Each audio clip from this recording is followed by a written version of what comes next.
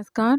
अभी आपने प्रथम स्कंद का द्वितीय अध्याय का पहला भाग सुना था। आज हम प्रथम स्कंद के द्वितीय अध्याय का दूसरा भाग सुनेंगे। चलिए शुरू करते हैं द्वितीय अध्याय का दूसरा भाग। शौनकादि ऋषियों पवित्र तीर्थों का सेवन करने से मत महत्व सेवा, तदंतरण श्रवण की इच्छा, फिर श्रद्धा, तत्पश्चात भगवत कथा में रुचि होती है। भगवान श्री कृष्ण के यश का श्रवण और कीर्ति दोनों पवित्र करने वाले हैं।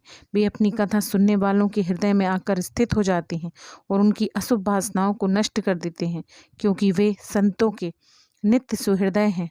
जब श्रीमद् भागवत अथवा श्रीमद् भक्तों के निरंतर सेवन से अशुभ वासनाएं नष्ट हो जाती हैं, तब पवित्र कीर्ति भगवान श्री कृष्ण के प्रति स्थायी प्रेम की प्राप्ति होती है।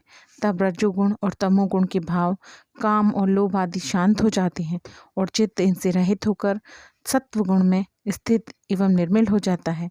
इस प्रकार भगवान की प्रेममयी भक्ति से जब संसार की समस्त आसक्तियां मिट जाती हैं, हृदय आनंद से भर जाता है, तब भगवान के तत्व ज्ञान का अनुभव अपने आप हो जाता है।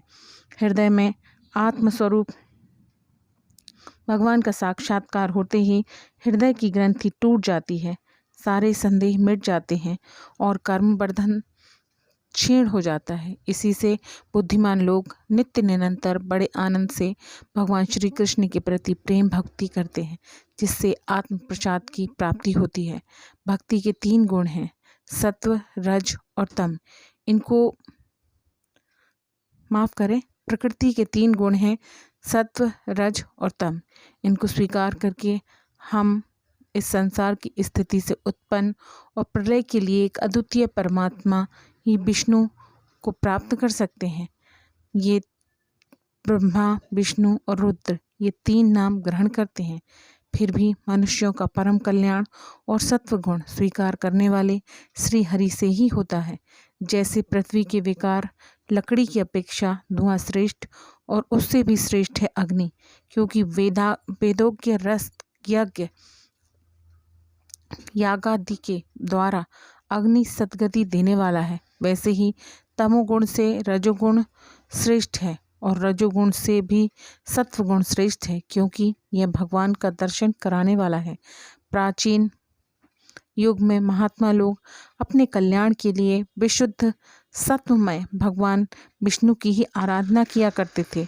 अब भी जो लोग उनका अनुसरण करते हैं, वे उन्हीं के समान कल्याण भाजन होते हैं। जो लोग इस संसार सागर से पार जाना चाहते हैं, वे यद्यपि किसी की निंदा तो नहीं करते, ना किसी में दोष देखते हैं, फिर भी घोर रूप वाले तमोगुणी, रजोगुणी, भैरवादी भूतपतियों की उपासना ना करके सत्वगुणी श्री विष्णु और उनके अंश कला स्वरूपों का ही भजन करते हैं। परंतु जिसका स्वभाव रजोगुणी अथवा तमोगुणी है, वे धन, ऐश्वर्य और संतान की कामना से भूत, पितर और प्रजापतियों की उपासना करते हैं, क्योंकि इन लोगों का स्वभाव उनसे मिलता जुलता है। ये हमारे प्रथम स्कंद का द्वितीय अध्याय का दूसरा भाग था। प्रथम स्कंद के द्वितीय अध्याय के तीसरे भाग में मिलते हैं।